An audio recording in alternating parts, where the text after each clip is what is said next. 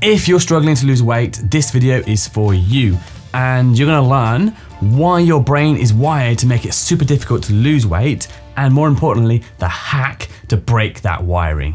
And if you stay to the end, I'm gonna explain 3 things that you must do to make your weight loss stick long term. First off, did you know that you have an unconscious mind? This is the primitive part of your brain that runs in the background and below your conscious awareness, and so you often don't have much control over it. And this part of the brain is involved in feelings, emotions, habit, and automatic behaviours. And scientists believe that it's responsible for around 95% of your brain activity, and so too your behaviours. And it's also where your values and beliefs operate from. Now, the primary function of this part of the brain is to keep you safe and alive. And it's very powerful and effective at doing that. If I'm in my kitchen and touch a hot pan, I quickly withdraw my hand without even logically thinking about it. I can't control that action. My brain just kicks in and makes me do that to keep me safe. Now, the other main part of the brain is your conscious mind. This is the logical thinking, more intellectual part of your brain. This is where you make goals, set plans, and decide on your conscious behaviours. So if you decide you want to lose weight, this is the part of the brain that you do that with. Now, there's a huge problem with losing weight that makes it very difficult. That problem is the unconscious and conscious mind often have different goals. With your conscious logical brain, you decide that you want to lose weight. However, your unconscious mind wants to keep you safe, save energy, and avoid emotional distress, like the possibility of failure. I love analogies, so let's use one to illustrate this. Imagine you're in a rowing boat on the sea. The direction you're headed in is your goal. Let's say you're trying to lose 10 pounds. So you decide on a diet and start rowing towards that goal of losing the 10 pounds. The effort you put into rowing that boat is the behaviours and the actions and the diet you choose to get you to that 10-pound weight loss.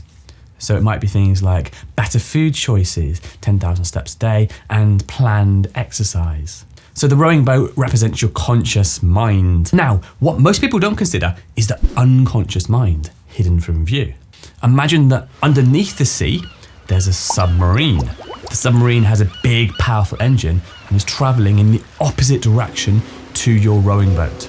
Not only that, but it's attached to the rowing boat by a rope. So the submarine is actually acting against your rowing boat and the effort to move in that forward direction. Remember that the unconscious mind makes up around 95% of your brain's activity. That includes beliefs, that includes values and habits. And while the submarine is pulling you back, it makes it very hard to get anywhere, and you get very tired. You probably felt this before with diets, and there's a very common word to describe it. Can you guess what that word is? It's willpower. So what is the obvious solution to make weight loss so much easier? Watch on to find out. If you have your beliefs, your values, and even identity acting against you when you're trying to lose weight, it's going to make it very hard to make the behaviours stick. You're going to find it a real grind and always wish for the day that you can go back to how you were living before, to drop that diet and just go back to your old lifestyle. Basically, to turn that boat around, go away from your goal and be more in line with where the submarine is headed.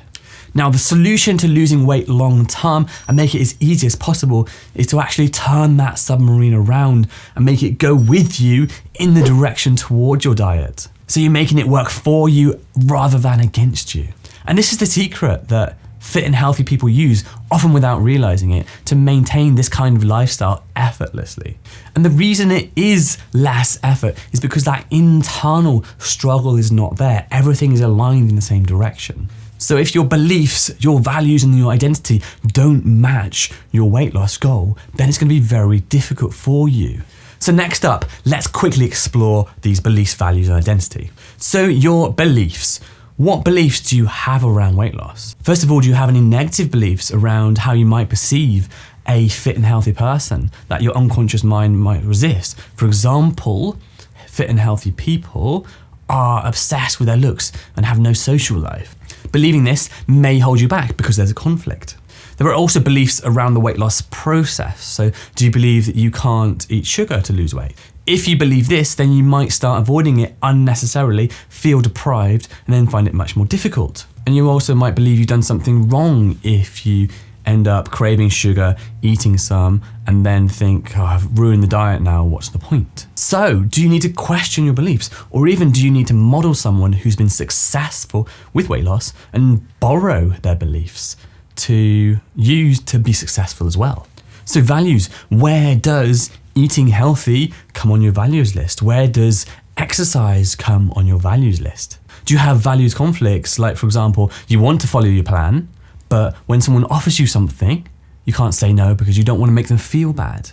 So that might be your caring value. So ask yourself, can you be clever to use your current values for you? So you might not necessarily like going out for a walk, but do you have a dog and your caring value makes you take the dog for a walk and you indirectly get steps in because of that? Or do you value your word? So do you tell someone you're going to go on diet and then have to follow through on it because you want to be congruent with what you said to them?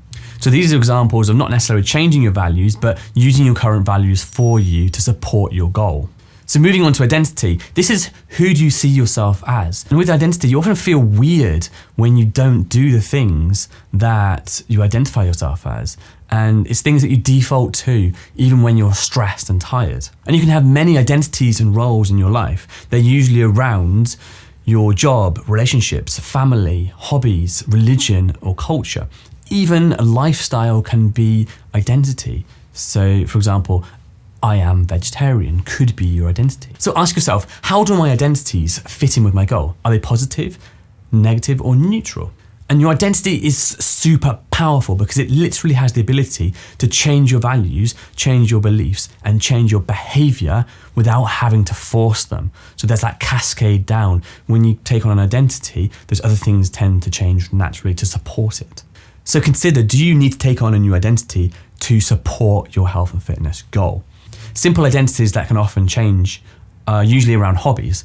So the difference between a behavior and identity is, for example, you might say that you go running, which is a behavior, but you are a runner for your identity. So who you are rather than just behaviors that you have. So do you have or do you want a healthy hobby that defines you? Some examples might be, I'm a walker, I'm a gardener, I'm an outdoor enthusiast, I'm a cyclist, I'm a practicer of yoga, often called a yogi, I'm an eco-warrior, I'm a gym fanatic. All these are identities. They're who you see yourself as. It could be as simple as, I want to see myself as a fit and healthy person. There are endless things that could be your identity, and some are more indirect for health and fitness than others. For example, a gardener. The behaviors created by seeing yourself as a gardener mean that you spend more time outdoors, you do more movement, and you end up eating your own homegrown food as well. So all these things support each other and link back into that healthy lifestyle. And don't worry if your identity doesn't change quickly. For some people, it can take longer. Often when there's a lot of emotion attached to something and you really enjoy it, it becomes an identity much quicker. So interested, stop the video and let me know below in the comments what identities you feel you have that would support your fit and healthy lifestyle. And while I'm here, if you haven't subscribed yet, please do so. It not only helps you see my videos, but helps other people as well. So let me ask you a question that might change your perspective on weight loss. Do you need to change your behaviors, like most people do, or do you need to change the thing that creates the behaviors? If we look back to the submarine analogy, everything points to the things that create the behaviors, right? So why does no one do this? It's so powerful and effective. My belief is they just don't know they need to.